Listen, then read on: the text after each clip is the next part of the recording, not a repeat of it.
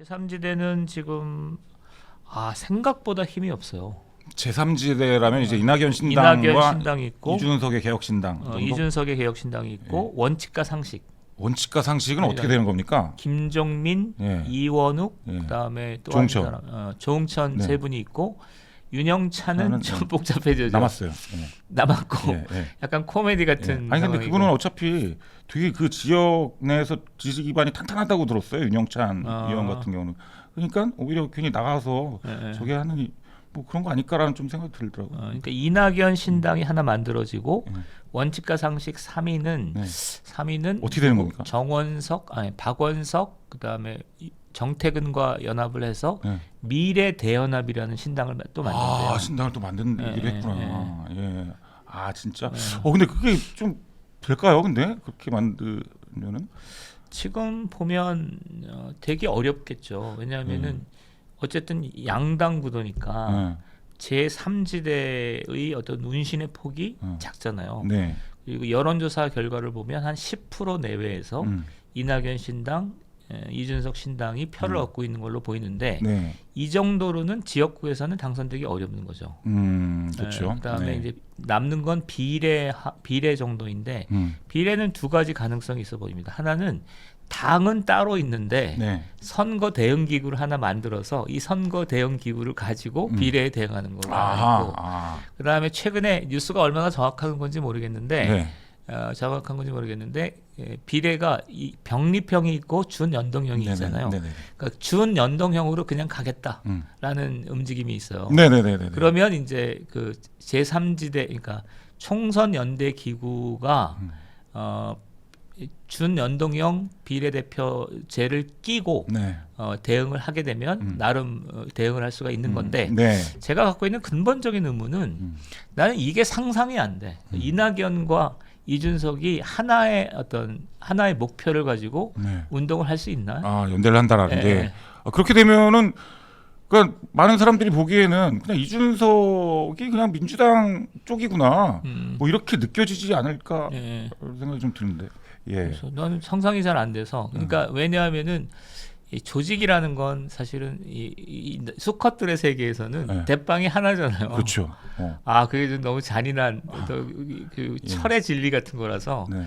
근데 이제 뭔가 이게 그러니까 한 명이 되려면 가령 이낙연이 되고 이준석이 그 안에서 뭐 청년 뭐 어떤 역할을 하거나 아니면 이준석을 차기 대권 주자로 밀어주고 그다음에 이낙연이 그 후견하는 입장이거나 이런 역할 조정이 필요한데 그 역할 조정이라는 게 고도의 정치력을 발휘해야 근데 그게 되는데 과연 가능할까요? 쉽지 않겠죠. 제가 봤을 때 이준석 같은 경우는 연대를 하더라도 그 자기가 그냥 대가리가 되고 싶어 하지. 오히려 막 이낙연을 자기 밑에 이제 두는 느낌으로 계속 몰고 가고 막 그러지 않겠습니까?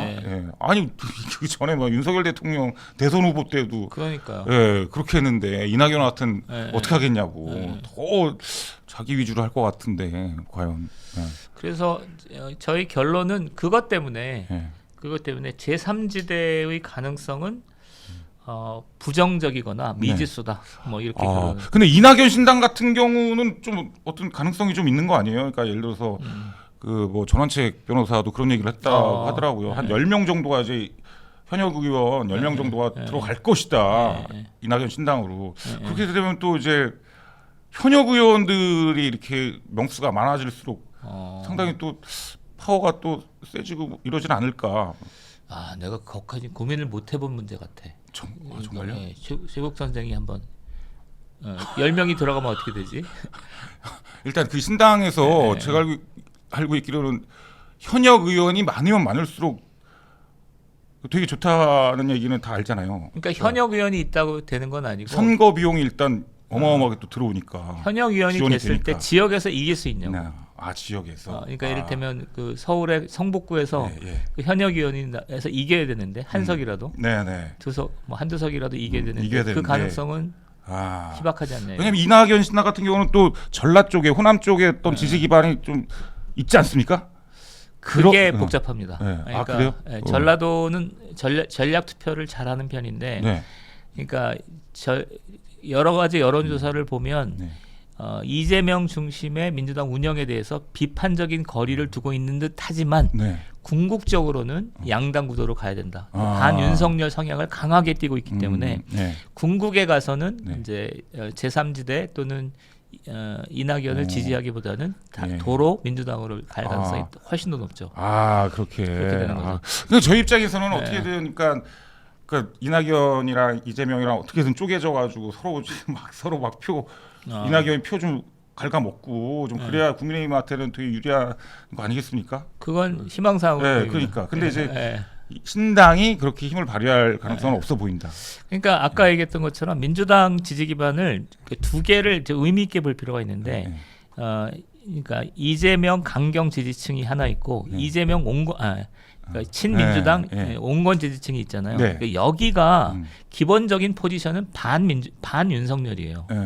그렇죠. 반윤석열이니까 이재명에 대해서 비판적인 듯하지만 그렇죠. 그러니까 이낙연을 지지하는 듯하지만 궁극에 가서는 반윤석열 투표를 할 거라는 거예요. 근데 어차피 이낙연 신당도 반윤석열이잖아요. 이낙연이 신당 만들 그렇죠, 때 얘기했잖아요. 이대로는 윤석열 정부를 심판하지 못한다. 그래서 저는 그러니까 순간적으로 착각하면 안 되겠다라는 생각이 들더라고요. 이재명을 싫어한다고 해서 반대한다고 해서 맞아. 윤을 찬성하는 게 아니다. 그렇잖아요. 그게 보수나 진보나 다 착각하는 거죠. 자기의 어떤 희망 사항을 너무 덧붙이는 거라서. 그렇습니다. 지금은 그렇기 때문에 여기를 그러니까 민주당의 친민주당 온건 성향을 이렇게 째려면 균열시키려면 조금 더 적극적인 조치가 필요해요. 그렇습니다. 예. 근데 대표님이 생각하시기에는 그러니까 제가 항상 어디 가면 물어보는 건데 중도 무당층이라는 분들 있지 않습니까? 정치에 관심 없는 분들. 그분들은 정말 투표에 갈까요? 투표장에? 그러니까 지금은 투표장에 갈 걸로 보입니다. 투표율이 높아지겠죠. 왜냐하면 이제까지는 좀 그랬지만 이번에는 갈 것이다. 왜냐하면 한동훈이라는 적극적인 카드가 있으니까. 그러니까. 그러니까 싫은 거예요. 그러니까 중도 무당층의 핵심은 그러니까 기존 정치인들이 싫은 거야. 그러니까 윤석열도 싫고 그러니까 이재명도 싫은데 한동훈이 나왔으니까 한동훈을 한번 찍어볼까 이런 게 있는 거죠. 긍정적이고 희망적인 마인드. 어마어마한 그렇죠. 효과가 있긴. 그러니까 중도층이 굉장히 많아요. 여기에 지금 유튜브를 보시는 분들은 적극적인 정치 참여자들이기 때문에 잘 안 보일 텐데 일상생활을 사는 사람들은 중도층이 훨씬 많아요. 정치에 별로 관심이 없어요. 그러니까 아까 말씀하신 그 수도권, 부울경, 인천, 경기가 국민의힘이 올라간 게 역전시킨 게 중도 무당층의 힘이죠. 힘이 상당히 반영된 거네요. 거기가 한 몇 프로만 올라가도 몇 프로만 국힘으로 돌아도 압승입니다. 그만큼 이게 팽팽해요. 그러니까 말 그대로 그렇기 때문에 국힘이 지금 승기를 잡고 있는 거다. 그렇죠. 아니 내가 볼 때도 이재명 그러니까 내가 그냥 중간적인 입장에서 볼 때도 이재명 나오면 좀 재미없잖아요. 구리구리하고 그래. 근데 한동훈 나오면 굉장히 스마트하고 그냥 맞습니다. 좀 이미지가 좋아지고 명랑해지고 밝아지잖아. 그러니까요. 근데 그게 투표장으로 가는 유인책이라는 거. 맞아요. 그래야 돼. 그러니까 실수도 한두 번이 실수지. 이거 계속 나오니까 이거 이재명을 지지했던 사람들 입장에서라도 그런 생각 안 들겠습니까? 뭐야 이 사람은 진짜 계속 무슨 일이 이렇게 계속 터지고 그리고 예를 들어서 이렇게 피습을 당했으면 이거 동정론이 일어가지고 확 올라가는 게 정상인데 이건 또 완전히 이런 대처 능력 보니까 너무 실망스럽네 이런 생각하는 사람 되게 많을 거 아닙니까? 거기다 한동훈 위원장 계시고 지금 민주당의 엄청난 착각은 그러니까 모든 어떤 그 여론의 변화는 기저에 흐르는 민심에 의해서 일어났는데 이재명 대표가 피습을 당했기 때문에 동정론이 일어나면서 민주당한테 유리할 거다.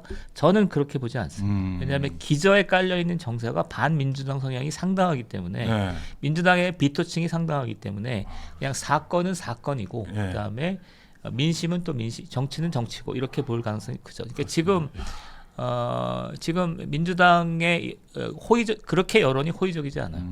억지로 한 25%가 강력하게 그러니까 엄청난 정치 고관여자들이 25% 정도가 이재명을 떠받치고 있는 거지 일반 민심은 좀 다르게 움직이고 있다. 그 일반 민심을 우리가 이게 수용하고 이 민심을 받드는 것이 선거에서 이기는 길이다. 이렇게 볼 수 있죠.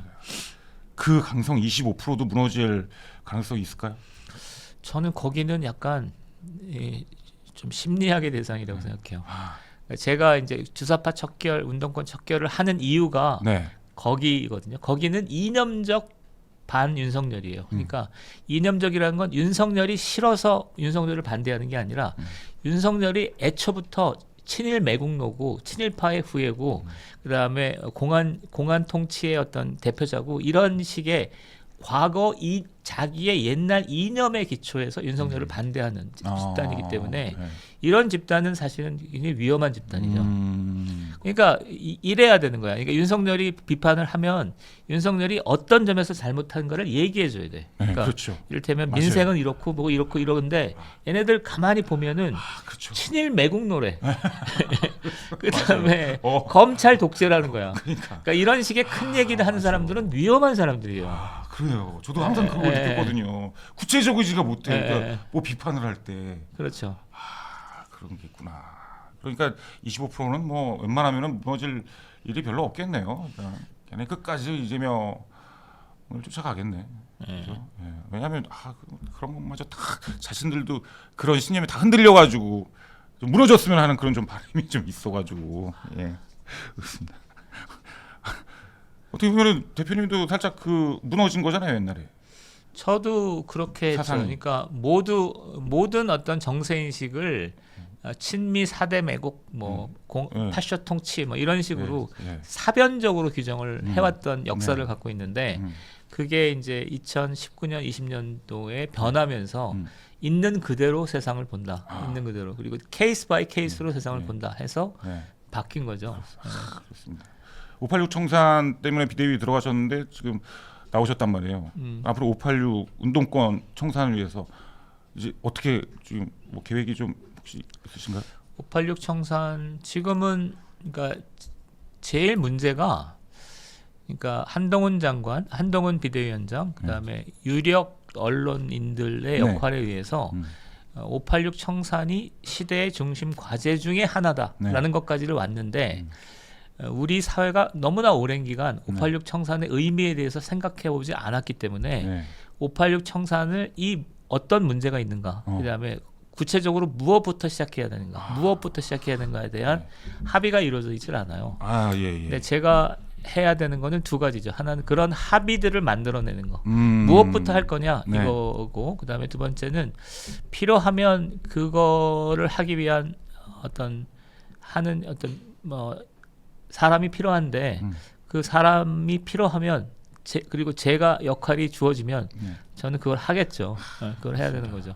제가 또 아이디어가 하나 있는데 그 채널 A에 보면 그 남희석 선배랑 이렇게 MC 보는 이제 만나러 갑니다라는 프로그램이 있어요. 그게 이게 보면은 북한 이만갑. 그 북한에 관한 그런 오케이. 뭐 문제점과 항상 그런 거를 주제로 방송을 하잖아요. 지금 10년 넘게. 그러니까 586에 관한 이만갑 같은 그 프로그램이 좀 만들어져서 586 운동권에 관한 그런 주제를 매주 방송을 하는 거죠. 대표님 MC를 보시고 패널 이렇게 불로 해가지고 할 용의가 있습니다. 오늘도 아까 그랬으면 좋겠어요. 누군가가 6월 민주화 운동을 전체적으로 재조명하는 어떤 기사를 특집 기사를 하겠다라고 하길래 적극적으로 하자고. 맞습니다. 그러니까 6월 민주화 운동이 그러니까 1987이라는 영화가 사실은 일면적이거든요. 그렇습니다. 그러니까 그거를 반대 입장에서 하는 게 필요한 거니까. 대표님 때는 6월이라고 불렀나요? 6월. 제가 이거 운동권 사투리죠, 사투리. 그 사투리예요? 사투리가 아니라 잘못한 거지 뭘. 그냥 당신 틀렸습니다. 그러면 되는 거지. 서울대를 2번 간 6월이라고. 당신 아까 나한테 무슨 이유가 있는 줄 알았어요. 그래서. 당신은 나한테 나이가 들었다 그랬잖아. 나이가 들면 그게 잘 안 고쳐져. 알겠습니다.